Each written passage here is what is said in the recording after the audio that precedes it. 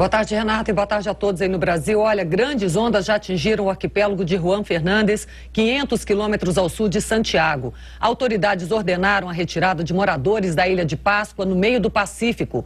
O alerta emitido pelo Centro de Tsunamis do Pacífico tem o nível mais alto de todos e pede para que os países envolvidos levem o alerta muito a sério. O centro pede ações urgentes para toda a região banhada pelo Oceano Pacífico por causa da ameaça de ondas gigantes que estariam a caminho do Havaí, Califórnia, Alasca, Rússia e até do Japão. Agora há pouco soou o alerta no Havaí. Moradores já começam a ser retirados de áreas próximas às praias nas ilhas do Havaí. Muitos estão estocando alimentos. A costa do arquipélago deve ser o primeiro lugar a ser atingido, segundo o alerta.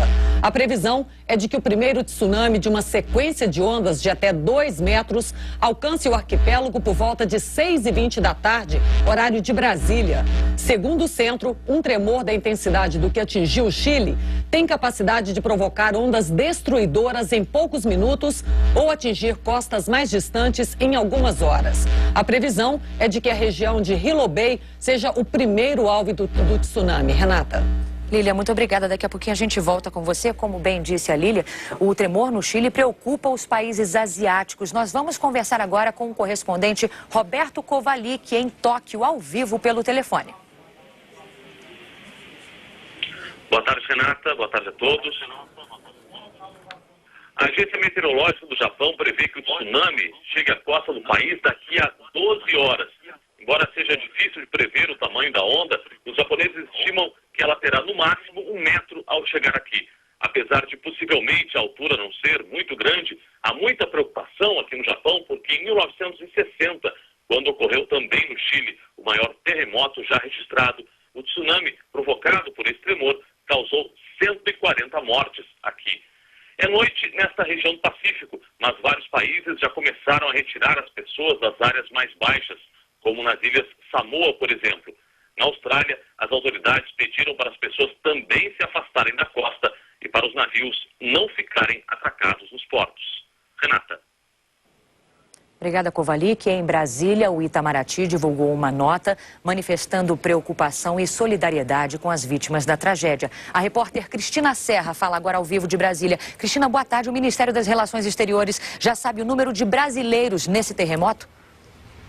Boa tarde, Renata. O Itamaraty ainda não sabe precisar o número de brasileiros no Chile, porque está com muita dificuldade de comunicação com os funcionários e diplomatas que estão lá. O presidente Lula, que está em São Bernardo, São Paulo, manifestou profunda preocupação e determinou ao Itamaraty e ao Gabinete de Segurança Institucional que façam uma avaliação da situação e das medidas de assistência que o Brasil poderá adotar.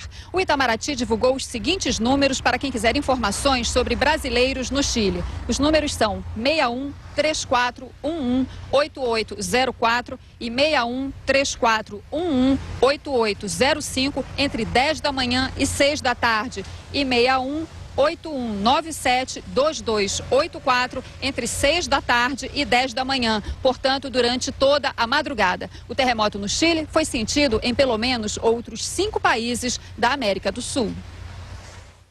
O terremoto atingiu fortemente a Argentina e, em menor escala, o Peru, a Bolívia, o Paraguai e o Brasil também. O sismógrafo da Universidade Estadual Paulista, em Rio Claro, registrou o tremor às 6h39 da manhã, com a mesma força que foi sentida no Chile. O equipamento mostrou pelo menos mais 5 tremores em escala menor logo depois. Em Cascavel, no Paraná, os bombeiros receberam 40 chamadas de moradores assustados com o tremor. Neste condomínio, os moradores desceram dos apartamentos. Eu estava deitado à noite e senti que começou a balançar o prédio, as luzes começaram a tremer, o lustre começou a tremer, eu fiquei assustado e desci no prédio. Durante a noite, assim, deu um barulho estranho, eu até achei que fosse no apartamento do lado, mas foi bem forte, né? Acordei, olhei minha filha, ver se não tinha acontecido nada, né? Mas não imaginei que fosse um tremor, né? Os especialistas em sismologia dizem que só os tremores fortes na costa do Pacífico, na América do Sul, são sentidos no Brasil. Tremores menores podem ocorrer ainda pelos próximos 3 ou 4 dias, mas, segundo os especialistas, não são motivo para preocupação por aqui. A área do epicentro do terremoto no Chile é bem perto da região onde em 1960 aconteceu o maior terremoto já registrado na história, de 9,5 pontos na escala Richter. O desta madrugada foi muito mais forte do que o do Haiti. Comparando com o terremoto do Haiti, é 32 vezes maior, então a energia liberada desse terremoto tem essa magnitude bem maior do que o terremoto do Haiti. O tremor também foi sentido aqui em São Paulo, em pelo menos 6 bairros. Os bombeiros registraram mais de 100 chamados de moradores assustados procurando saber o que estava acontecendo. Alguns contaram que chegaram a passar mal. Esta imagem foi feita pelo celular às 3h47 da madrugada por um funcionário que trabalha na programação da TV Globo, que fica num edifício da Avenida Paulista, zona central da cidade. Podemos ver que os spots de luz na direita e na esquerda do vídeo balançam. Durante a madrugada, os profissionais de plantão na redação da TV Globo receberam inúmeras ligações de moradores assustados, contando que sentiram o tremor. Alessandro estava em casa usando o computador. Ele conta que ficou atento e chegou a se arrumar para sair do apartamento. Um leve tremor, uma leve oscilação de algumas peças do apartamento onde eu estava, um ventilador e a cadeira onde eu estava trabalhando e uma leve oscilação.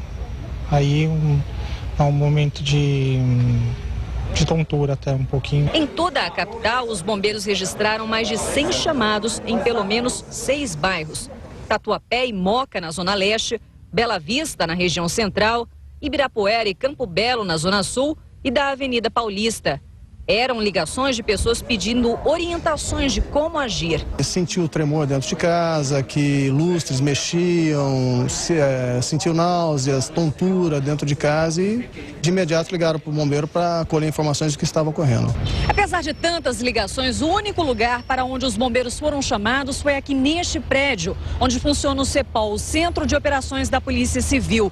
Um policial que estava de plantão, mas não quis gravar entrevista, contou que cerca de 30 funcionários estavam lá dentro. Disse que os tremores iam e voltavam, que ficou assim por mais de 10 minutos. Algumas pessoas chegaram a passar mal, sentiram enjoos e tiveram que sair do prédio.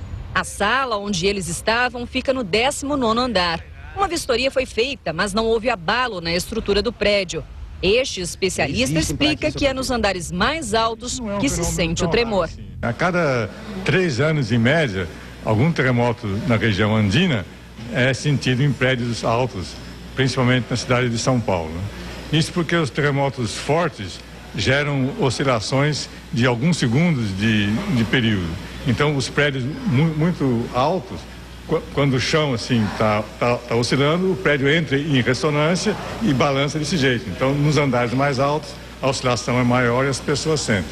Nos andares mais embaixo, a oscilação é menor e as pessoas não sentem.